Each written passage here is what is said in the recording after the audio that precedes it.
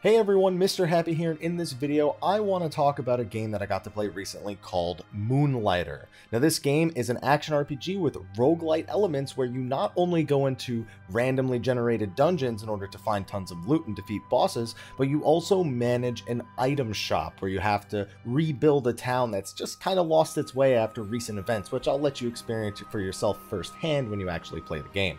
So the reason why I'm even talking about it is because I actually backed this game back in 2016 and it just released a few weeks ago. I initially saw it on the Square Enix Collective, which is, I guess, sort of like a platform for indie developers to get exposure for their game and have the community vote, would you continue to support this game? And they'll also set up a Kickstarter for you, which is, I think, how I found the Moonlighter Kickstarter in the first place. Now, Moonlighter would eventually move on and they wouldn't be published by the Square Enix Collective, they would be published by 11-Bit Studio, but all the same, that pledge didn't go anywhere, and I'd completely forgotten about it until I recently got the opportunity to do a sponsored stream for the game. So yes, I was paid to do a stream for a game that I backed on Kickstarter however many years ago. It kind of goes full circle in a way. Now this video is not sponsored, but I was really happy with the game that I got to play and I just wanted to talk about it in a video for a little bit. Now getting back to the concept of the game, it might sound a little familiar. There's a game that I played on this channel quite some time ago and that I'm sure quite a few of you are aware of called Recettear. And it's a similar prospect where you are a shop owner and there are parts of the game where you can choose to hire mercenaries to go into dungeons and pick up loot for things for you to sell in your store. Now this seems to be a much faster pace than Recettear, and while it does have story elements, it doesn't seem to be as engrossed in the character development and the story thus far. I've only played it for about 90 minutes. It's very much a constant cycle of go into dungeon, fill up as much inventory as you can, make sure it's the items that you want, items that are high selling, items that can be used to craft more expensive items like weapons and armor that you can either use or sell in your own shop. Then you go back, you sell what items you can, collect whatever gold that you can, and use that to get more merchants in the town itself, or to enhance your shop, or to, craft more things. There's this constant flow, and in 90 minutes, I found myself in and out of the dungeon 3-4 times, and it was a really well-paced game. And it still took the time to explain the story of what Moonlighter is, and who the protagonist is, and to put some lore around the world itself, but it wasn't something that was so time-consuming that I had to kind of sit there and wait for cutscenes to play out. It was a game that was just always in motion, and the pacing was so satisfying. The gameplay itself is fairly simple. You have a basic attack and a secondary attack. You also have a dodge roll, and you can swap between weapons while you're in combat. You can have up to 2 equipped, and on top of that, you have armor and weapons with different effects, different types of weapons, such as fist weapons, which is, of course, what I went for. A spear, a bow, sword, and shield. And you're just constantly trying to equip yourselves for these different situations that you can encounter in the dungeons. But at the same time, the gameplay itself is very simple. I never really press more than 1 or 2 buttons at a time, the attack button or the dodge button, plus a direction. So it's not really about super flashy combat, or at least it hasn't been thus far. But again, the pacing is really the thing here, going into this dungeon and filling up your inventory so fast. On top of that, when you're in the dungeon, inventory isn't as simple as pick item up and you're done. There's actually tons of different items with tons of different curses or special effects that directly interact with your inventory itself.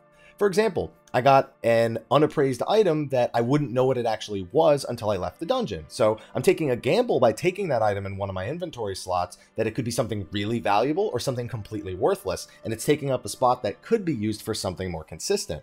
On top of that, there are items that can target one of the 8 directions around it. So, up, right, bottom right, below, back left, left, or top left. And it can apply some sort of effect to that adjacent square in your inventory. For example, I had an item that said that it would destroy the item in my inventory immediately to the right of it if I exited the dungeon. So for that type of item, I really want to have it stored all the way to the right because then it can't destroy anything.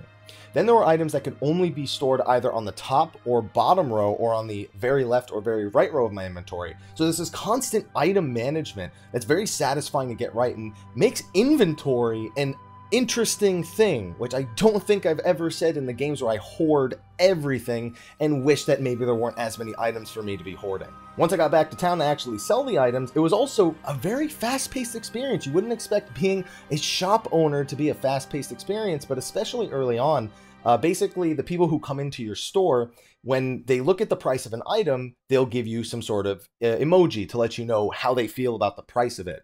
and they can let you know that it's just the right price, that they're getting a stellar deal, which is usually not the best thing because it means you're not making as many profits. They can tell you they feel so-so about the value, it probably could be a little better, or that they're infuriated that you would even think to charge that much and they'll storm out of your store. Now, as soon as you see one of those emotes, if you see that there's a price that, they don't like, you can go over and adjust it so that way you can try to find what the right price is. Or, if you find out that they loved it so much they thought that they were getting a major bargain, you can go and adjust it and actually raise the price so that way your profit margins are a little bit better. And you can constantly do this while the customers are in the store. So when you're first starting out, trying to figure out just the right balance for which items sell for what is a very exciting experience. Now, on top of that, that value isn't always static. The demand for those items can change depending on how often you actually sell them. If you sell something almost never at all and then start selling it, it'll be really low in supply and probably high in demand. But if you're constantly selling the same thing, then it's going to be really high in supply, so the demand isn't really going to need to match it as much. But if there's a high demand and a high supply, it's basic marketing pretty much. You have to adjust the prices based on supply and demand. You even get a little journal that lets you know what ranges people are saying they feel about for certain prices, and that again changes depending on the supply and the demand. So there's this constant flow of information, this active adjustment of your pricing and your actual shopkeeping that, again, is oddly satisfying. I already like games like this, but the fact that in 90 minutes I was able to go through these processes so frequently and still learn new things about the items I was selling was an exciting experience, and it's something that I look forward to continuing as I play past the first 90 minutes of the game.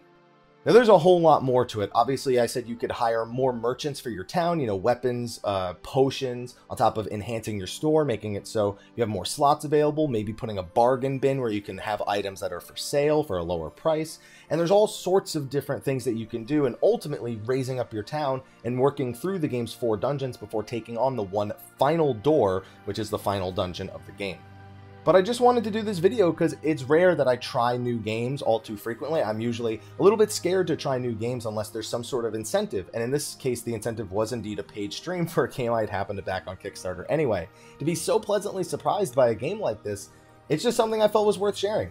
It's not on sale right now with the Steam Summer Sale, but it's a $20 game altogether, and it just released a few weeks ago, so they've been pretty on the up and up in terms of releasing bug fixes and updates to better suit the people who are actually going through and purchasing the game. But anyway, thanks for watching this video, and be sure to check out Moonlighter. If you'd like to see a playthrough of it, let me know in the comments section of the video below. Also, shout out to developers Digital Sun, and again to publisher 11-Bit Studios. I'd also like to thank the Square Enix Collective for exposing me to this game years ago, even though it doesn't seem like they're in any way affiliated with the game all these years later. Anyway, thanks for watching. Be sure to like, favorite, subscribe, and share, and stay tuned. Maybe if I find more games like this, I'll make more videos like this. Anyway, thanks, and I'll see you next time. Until then, take care.